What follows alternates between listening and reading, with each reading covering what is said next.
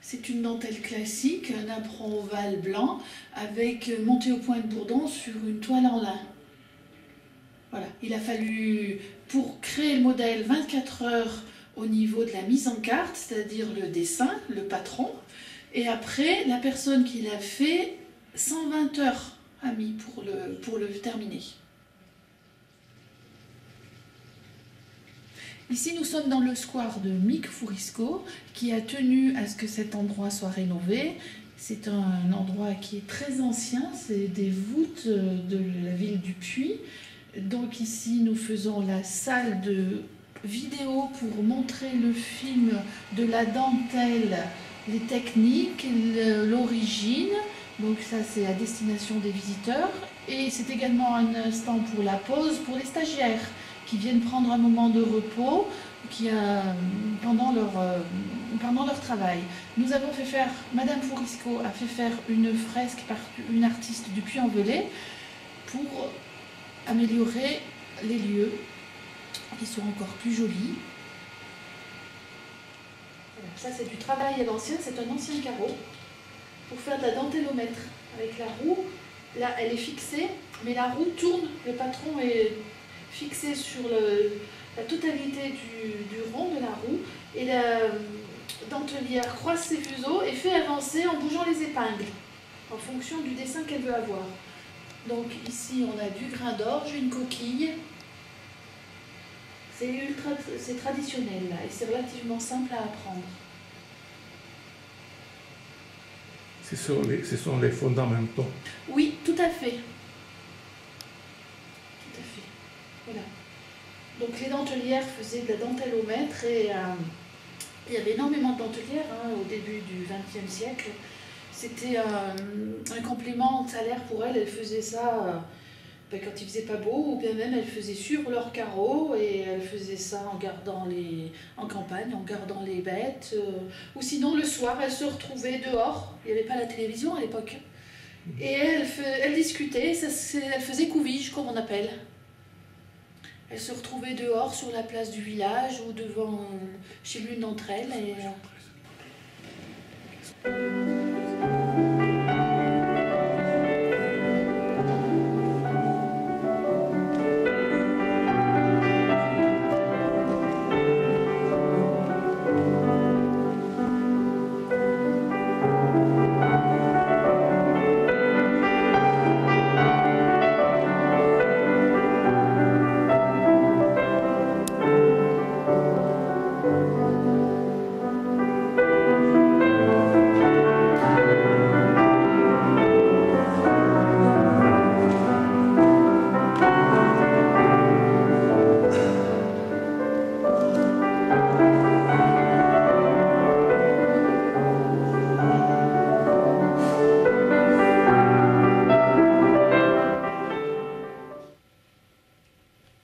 Alors ici on peut voir deux sortes de dentelles, un mannequin qui fait partie de l'exposition actuelle fin 19e siècle, c'était la tenue de sortie des dames, donc il y avait beaucoup de dentelles.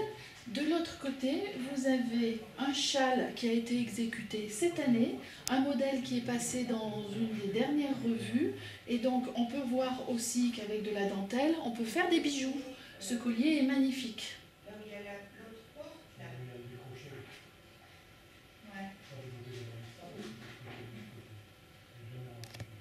C'est très ludique. C'est pour les gamins. Voilà. Voilà. Ces 3 girafes ont été traitées dans le modèle de la revue numéro 120. C'est très ludique. Elles ont eu beaucoup de succès parce qu'on peut agrémenter une chambre d'enfant ou des draps ou des vêtements. Enfin, peut-être pas des vêtements, elles sont un peu grandes, mais voilà, dans une chambre d'enfant, elles font leur effet et elles plaisent beaucoup. Et elles ne sont pas si difficiles que ça à faire. Elles ont des points assez simples.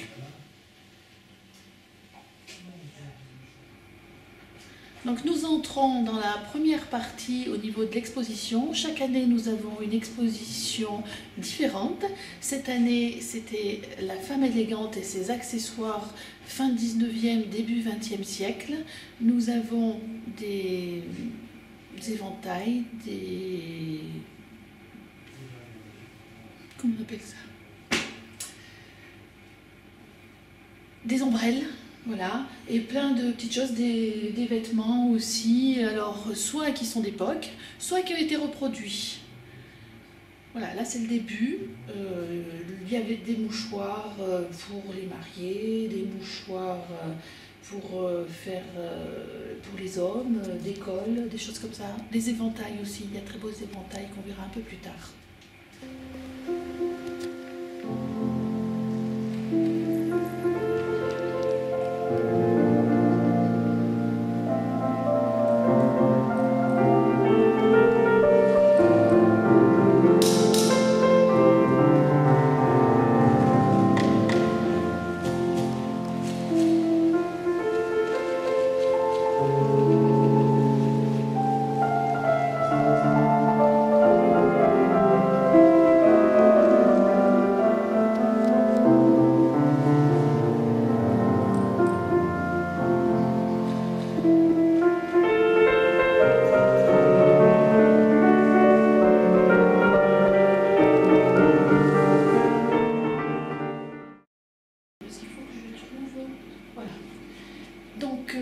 La plupart de ces ombrelles viennent de la parasolerie Heurtaud à Paris.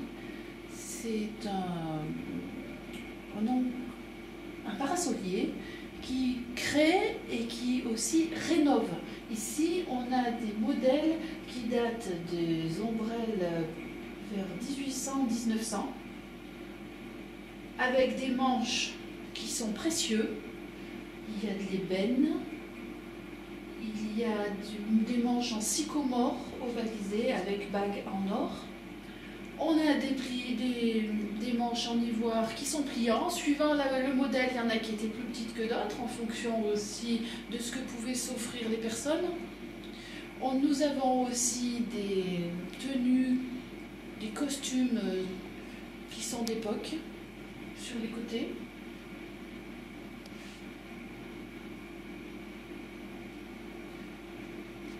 Donc, Monsieur Heurtaud est sur Paris.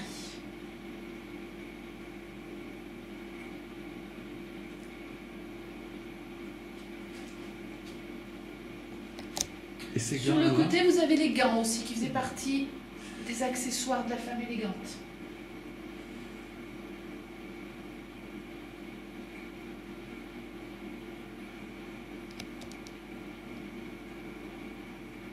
Il s'agit de la statue de Saint François-Régis, le patron des dentelières.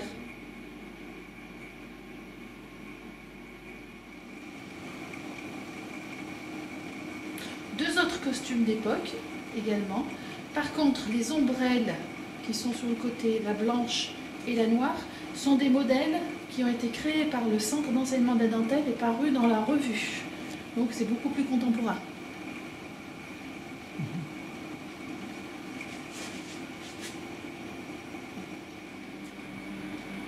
Alors, un nouvel accessoire de la femme élégante, en fonction bien sûr de sa notoriété dans la société.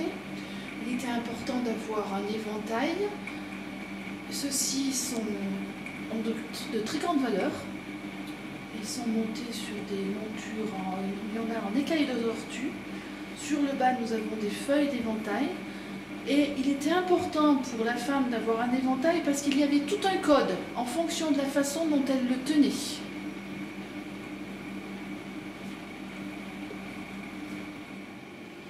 Combien de temps il faut pour faire ces éventails? C'est très difficile à savoir parce que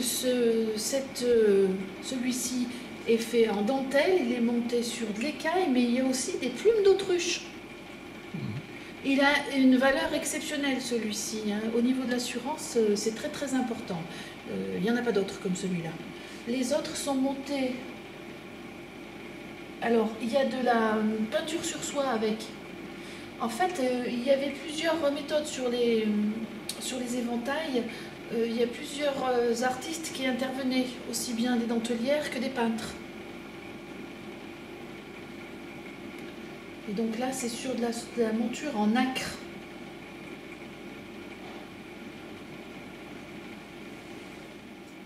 Alors, l'éventail du haut est un éventail de mariage. Il était fait en point de gaze, avec un décor asymétrique. C'était particulièrement rare. La monture est en écaille blanc. Elle est du début du siècle aussi, hein. Voilà. Mais la monture, c'est un modèle qui est très très important et il prend beaucoup de place. Après, on en a qui sont un petit peu plus petits. Mais tous datent à peu près de fin 19e siècle, début 20e siècle. Sur le bas de la vitrine, nous avons aussi quelques mouchoirs. Le mouchoir de mariée. Alors le mouchoir de mariée était utilisé aussi pour tenir le bouquet. Sinon sur la droite, nous avons des mouchoirs de cérémonie.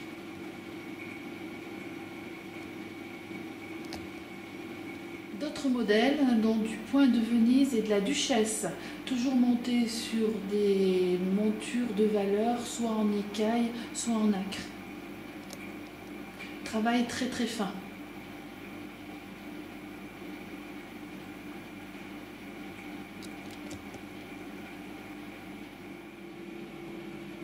Un autre accessoire de la femme élégante, le réticule, l'ancêtre du sac à main, parce qu'elles n'avaient pas grand-chose à emporter, mais il leur fallait les selles.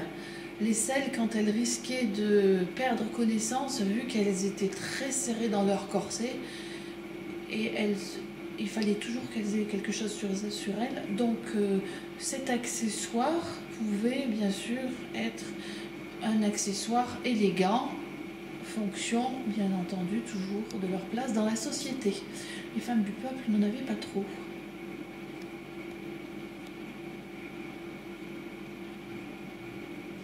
Toujours les mêmes accessoires de réticule qui étaient variés, plus ou moins grands, en fonction de ce qu'elles voulaient emporter. Et de leur toilette, parce qu'il fallait que ce soit assorti.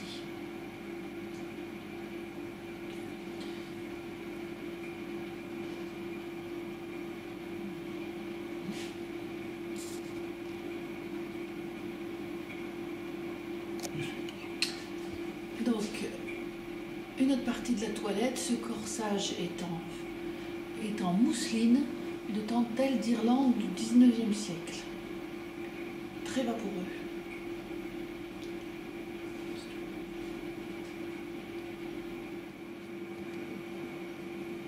Le coin toilette a été reconstitué avec des objets d'origine authentique.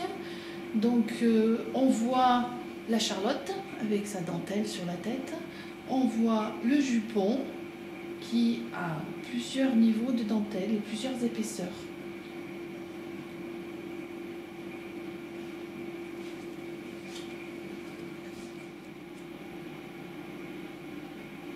Voilà, c'est un châle en dentelle Carrick-Macross d'Irlande. Il nous a été prêté par le musée privé de la dentelle à Malte. Les châles étaient utilisés pour sortir, bien sûr, et les dames se couvraient la tête et il retombait sur les épaules.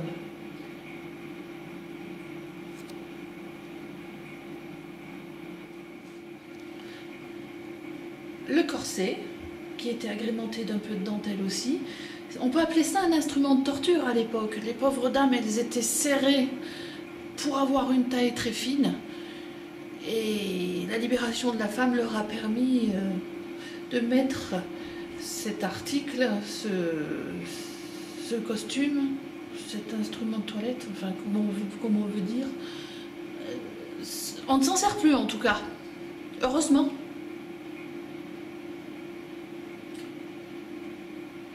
Nous avons aussi des éventails. Oui, des petits éventails, ouais. C'est pas les mêmes. C'est toute autre chose. Donc, à côté du corset, nous avons pu mettre, justement, pour que la femme, elle évite de s'évanouir et qu'elle conservait dans ce réticule des petits flacons de sel. Elle respirait ça pour éviter de perdre connaissance.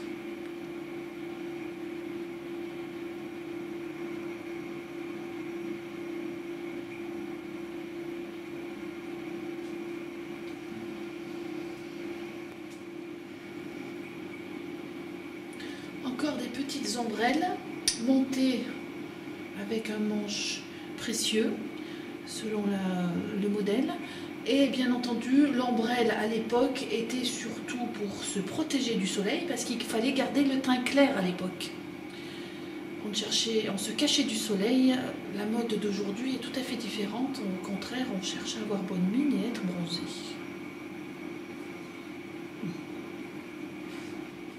La salle de cours du centre d'enseignement de la dentelle au fuseau du Puy-en-Velay qui permet aux enseignantes d'apprendre à des stagiaires ou à des élèves la dentelle dans les techniques authentiques.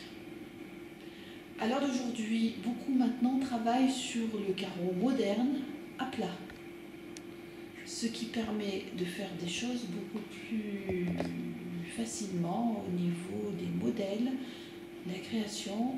On ne fait plus de la dentelle, on ne fait pas de la dentelle au mètre sur ces carreaux.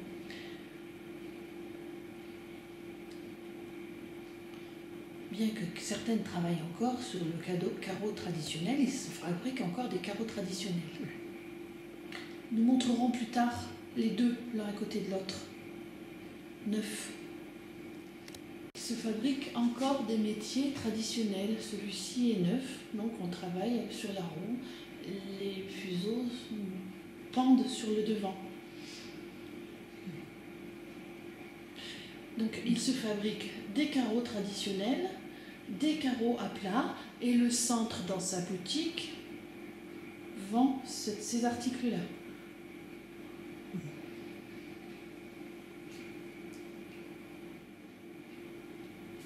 Donc la dentelle est accessible à tout le monde.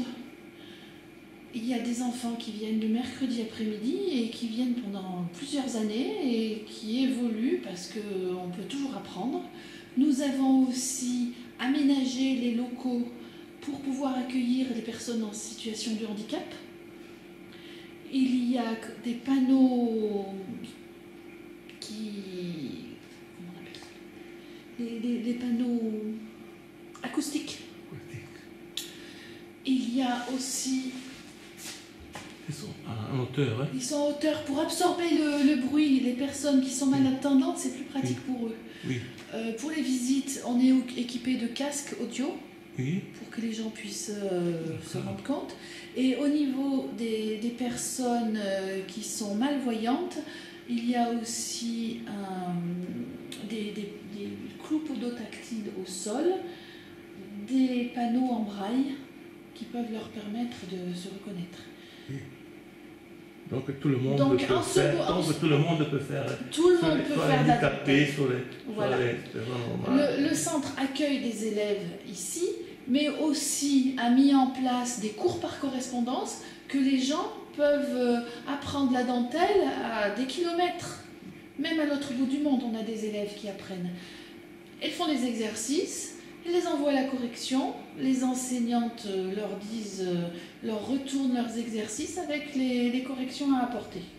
Donc la dentelle peut remplacer les médicaments, je pense. C'est une belle thérapie. Oui. Oui, il y a des témoignages de personnes qui montrent que la dentelle les aide à supporter d'autres difficultés de la vie.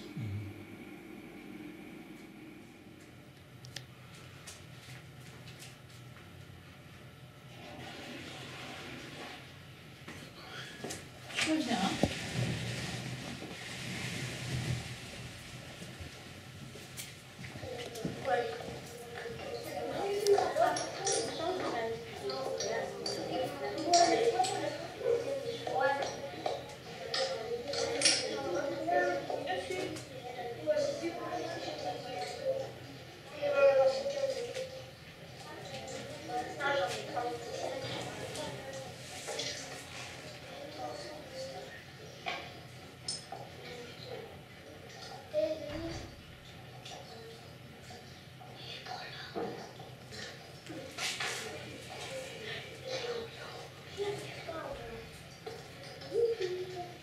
Il y a 4 ans, les avions n'existaient pas.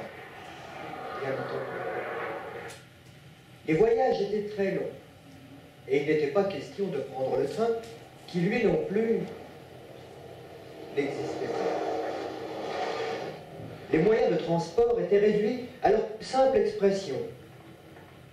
Le cheval, ou plus couramment, la marche à pied. Des marchands ambulants, appelés les colporteurs, sillonnaient les routes de notre pays, rapportant parfois de contrées lointaines des objets très divers qu'ils vendaient de village en village.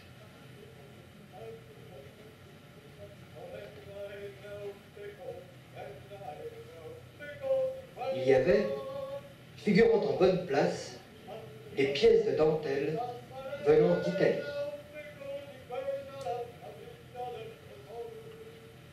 Afin de vendre au mieux leurs marchandises, les colporteurs se dirigeaient vers des villes dont ils connaissaient l'importance.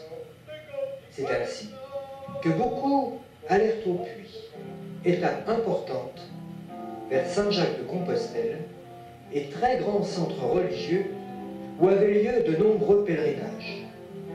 Les affaires devenant fructueuses, certains s'y installèrent. C'est ainsi, semble-t-il, que les principes de la dentelle arrivèrent dans notre région. Dès lors, la fabrication locale commença. Sous l'impulsion des demoiselles de l'instruction, plus connues sous le nom de béates, les filles et les femmes de nos campagnes se mirent à l'ouvrage. À l'appel de la cloche de l'assemblée, elles se réunissaient en conviges.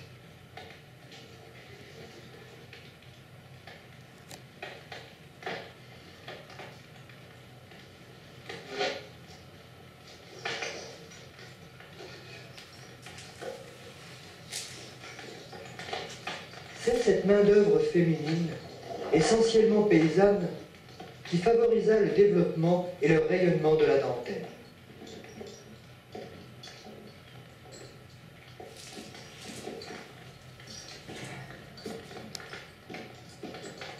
Grâce à une bouteille ronde, remplie d'eau, la faible lueur des chandelles, puis plus tard celle des lampes à pétrole, se concentraient sur leur ouvrage, et de soirée en soirée, tout en priant et en disputant des uns et des autres, elles confectionnaient des pièces de dentelle qui, vendues aux leveuses, leur apportaient quelque argent. L'histoire, à plusieurs reprises, mit en péril l'activité des dentelières. Les nobles du XVIIe aimaient à se parer de dentelle dans des proportions parfois démesurées. Sous le règne d'Henri IV, Sully aurait dit « C'est de fer et de soldats, sire, dont nous avons besoin, et non point de dentelles et de soieries. » Plus tard, l'utilisation de la dentelle atteint de telles proportions que l'on doit en importer de l'étranger. Louis XIII rendit un édit tendant à réduire les ornements de dentelle à la taille d'un pouce du roi. Le Parlement de Toulouse interdit de manière absolue l'utilisation de la dentelle. Cet arrêt consterna les denteliers. Le père François-Régis de Plat serait intervenu pour obtenir dès l'année suivante la levée du décret. Canonisé en 1732, les dentelières le choisirent comme saint patron. La révolution de 1789 provoqua un arrêt quasi total de la production. Le port de la dentelle était considéré comme un signe extérieur de noblesse et, afin d'éviter les foudres des gouvernements révolutionnaires, les gens aisés s'abstinrent d'orner leurs habits. Mais le temps passe, et succédant à la sobriété vestimentaire des révolutionnaires, ressurgit plus que jamais le goût pour les ornements. La confection manuelle, malgré la dextérité de nos grands-mères, ne suffisait plus à la demande.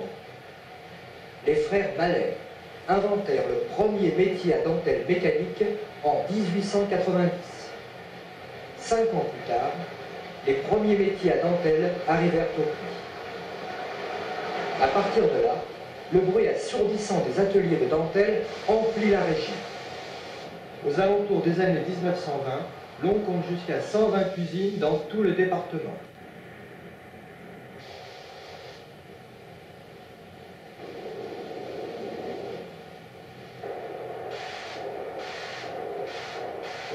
La pratique manuelle, malgré tout, continue d'exister.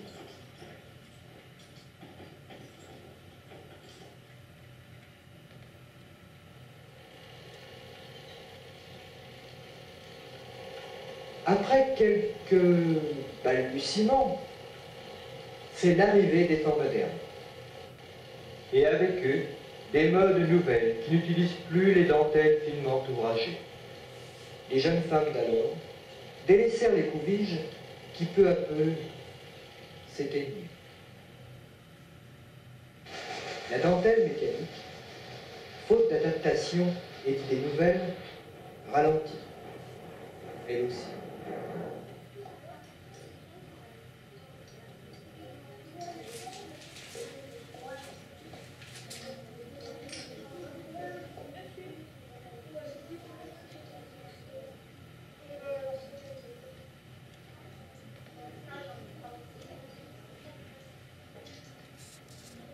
Comment tu t'appelles?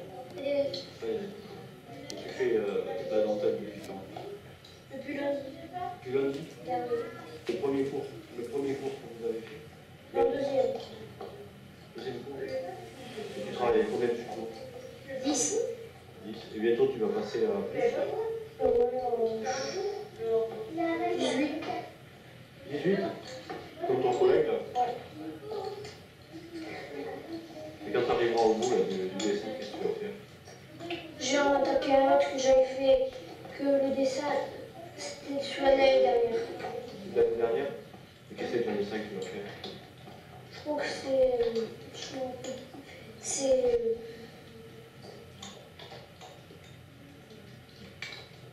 une chaussure, je crois. Une chaussure? Qu'est-ce que c'est une chaussure? C'est sur une boîte. Ça va être C'est un artisanat d'art. Et je pense qu'il y a là un réel moyen d'une expression artistique nouvelle et différente. C'est accessible quand même très tôt, puisque les enfants l'apprennent très vite. Les enfants autrefois l'apprenaient à 5 ans, mais maintenant au cours des classes métiers d'art, quand on a des enfants qui ont une dizaine d'années, ils se font vraiment plaisir de faire de la dentelle.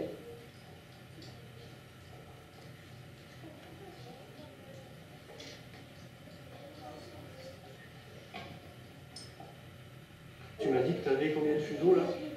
18 fuseaux? Et ça fait beaucoup ça, de fuseaux? Ah oui. Ça commence? Et tu as commencé avec combien de fuseaux? Au début, 5, 6. 6 fuseaux, tu as commencé?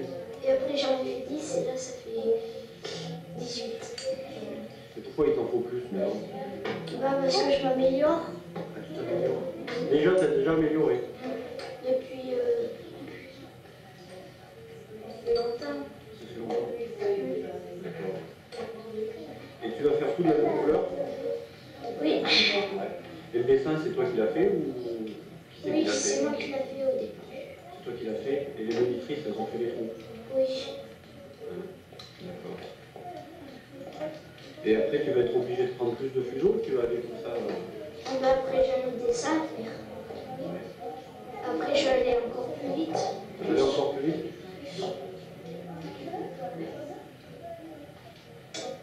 Et là, qu'est-ce que tu fais?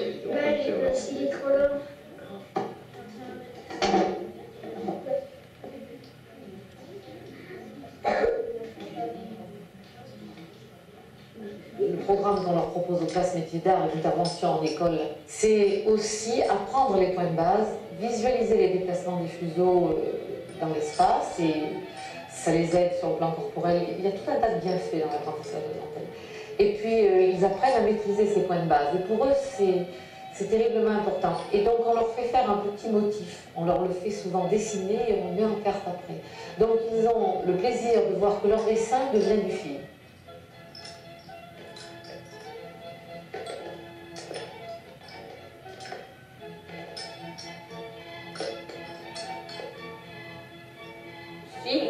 Sera son moyen d'expression propre. Pour être capable, à partir d'un dessin, de le traduire en film, si vous voulez, il faut avoir une maîtrise totale. Pour toute expression artistique, il y a quand même un apprentissage, et donc il faut se libérer un petit peu pour parvenir à l'oublier. C'est évident que les enfants, c'est pas pendant 12 semaines de classe métier d'art, ou même pendant une année d'intervention qu'ils peuvent l'acquérir. Mais quand même, certains ont envie d'aller plus loin. Les gens ont envie de refaire. Il y a quand même un retour vers le travail manuel. Ça, c'est net. Les gens ont envie de faire. Je pense que les gens ont assez d'être spectateurs, maintenant ils veulent être aussi acteurs. Et c'est bien là que je vois l'avenir de la dentelle. Pas du tout dans la reproduction du passé, sauf pour le plaisir des gens qui veulent bien le faire, exactement comme on voit au Louvre des peintres qui copient des tableaux de maître. Pour avoir un beau modèle, il faut avoir un dessin structuré derrière. Mais on ne va pas avoir les mêmes possibilités techniques avec le crayon et avec le fil. Pourquoi à l'époque de Chalaillier, il y a eu vraiment une époque d'or de la dentelle de cuir? Parce que Chalaillier, c'est un retour de peintre, qu'il s'est intéressé à la dentelle et que comme il maîtrisait les points, il a su faire évoluer la dentelle dans le sens d'une véritable œuvre d'art. Je pense qu'on a quand même pas mal occulté le rôle qu'a tenu la dentelle. Et je ne parle pas seulement dans notre région, mais à mesure que je lis, je me rends compte que c'est valable pour l'Europe entière. À partir du moment où cette mode de la dentelle a été lancée au XVIe, à partir du moment où elle a explosé, donc ces deux expressions qui sont la dentelle au fuseau et la dentelle à l'aiguille, il y a eu à travers l'Europe une floraison de styles et une floraison de dentelières qui ont existé. Donc, ça fait quand même partie, la dentelle, du patrimoine de beaucoup de pays et de beaucoup de régions. Et sur le plan culturel, c'est un élément qui est souvent complètement occulté, qui est l'affaire du spécialiste.